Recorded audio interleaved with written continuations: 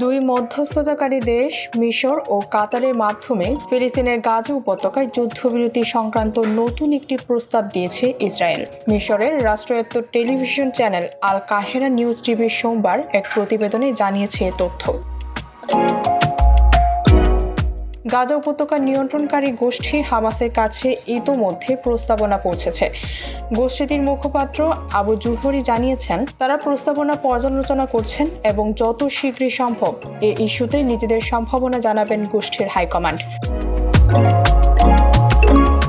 তবে সেই প্রতিক্রিয়া কেমন হতে পারে তা পুরোপুরি অনিশ্চিত, কারণ প্রস্তাবনায় এই প্রথমবারের মতো ইসরায়েল হামাসকে সম্পূর্ণ নিরস্ত্রকরণের দাবি জানিয়েছেন। সেই সঙ্গে ইসরায়েলের পক্ষ থেকে বলা হয়েছে, হামাস যদি নিজেদের নিরস্ত্র করতে সম্মত হয় কেবল তাহলেই গাজায় যুদ্ধবিরতি ইস্যুতে গোষ্ঠীটির সঙ্গে পরবর্তী আলোচনার সেশন শুরু করবে ইসরায়েল।